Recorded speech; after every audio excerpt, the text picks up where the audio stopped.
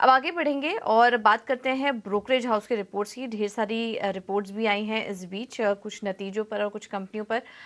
हमारे साथ वामाक्षी जुड़ चुकी हैं पूरा अपडेट लेकर। वामाक्षी, गुड मॉर्निंग, बताइए। जी बिल्कुल, शुरुआत करते हैं हम टीसीएस के साथ। कंपनी की तरफ से बायबैक की अनाउंसमेंट आई है और जेपी मॉर्गन का कहना है कि शायद ये बार टेंडर रूट के द्वारा बायबैक कर सकता है टीसीएस। इसके अलावा उनका कहना है कि बायबैक अमाउंट करीब 18,000 करोड़ रह सकता है।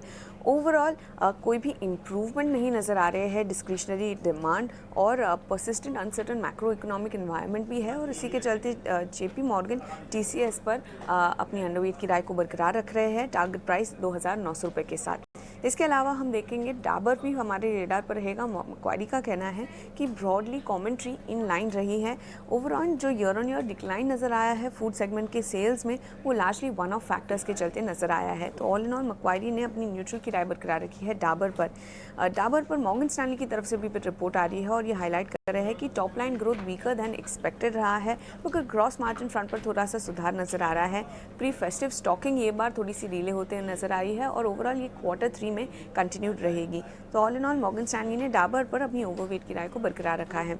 इसके अलावा टाइटन के भी Q2 अपडेट्स पर मॉर्गन स्टैनली की तरफ से रिपोर्ट है और लार्जली हाईलाइट कर रहे हैं कि Q2 के ट्रेंड्स पॉजिटिवली सरप्राइज कर रहे हैं, स्पेशली ग्रोथ फ्रंट पर। यहाँ पर 20% on year on year basis की ग्रोथ कंपनी ने पोस्ट की है। इनफैक्ट उनका जो ज्वेलरी सेगमेंट है यहाँ पे 4 ईयर कैगर करीब 25% पर है, जो लार्जली हिस्टोरिकल ट्रेंड से काफ़ी बढ़कर है। तो ऑल इन ऑल इसी के चलते मॉर्गन स्टैनली ने टाइटन पर अपनी इक्वल वेट की राय को बरकरार रखा है। नायका पर नौमिरा का कहना है कि Q2 में बीपीसी जो बिजनेस है ये ट्रैक पर नजर आ रहा है और फैशन कारोबार में खासकर एक अच्छा रिकवरी नजर आ रहा है। ओवरऑल वो एक्सपेक्ट कर रहे हैं कि कंसोलिडेटेड रेवेन्यू ग्रोथ करीब 23% on year on year basis और ईबिटा मार्जिन करीब 5.8% पर एक्सपेक्टेड है नायका के लिए। और इनफैक्ट नौमिरा ने अपनी न्यूट्रल की राय को बरकरार रखा है। मॉर्गन स्टैनली का कहना है कि शेयर प्राइस एक्सपेक्टेड है कि राइज हो सकता है as compared to country index अगले 45 डेज पर। ओवरऑल जो Q2 अपडेट्स आए हैं कंपनी की तरफ से वो अच्छे हैं और ओवरऑल वो इन्वेस्टर कंसर्न्स को थोड़ा एले करते हुए नजर आ रहे हैं और इसी के चलते मॉर्गन स्टैनली ने नायका पर अपनी ओवरवेट की राय को बरकरार रखा है।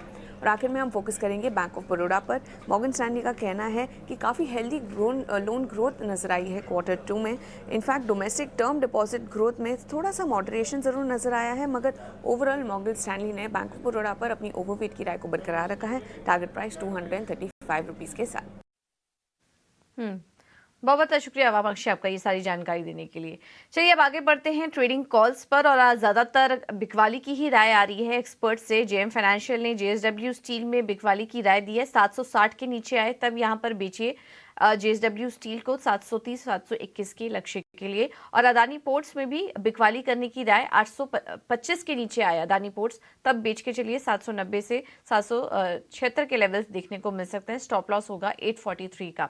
रेलिगेयर ब्रोकिंग ने दोनों कॉल्स में खरीदारी की सलाह दी है। बजाज फिंसर्व है उनका पहला बाय कॉल और यहाँ पर 1740 का टारगेट देख रहे हैं। अपोलो टायर में स्टॉप लॉस होगा 374 का और टारगेट सुझा रहे हैं 392 का।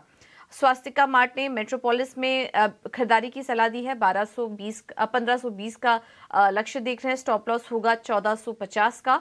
और डालमिया भारत यहाँ पर बिकवाली करने की सलाह है। 2240 का होगा स्टॉप लॉस, टारगेट सुझा रहे हैं 2150 का। तो काफी मिले जुले ट्रेड्स हैं आज और ज्यादातर स्टॉक्स में बिकवाली की राय आज एक्सपर्ट्स की तरफ से।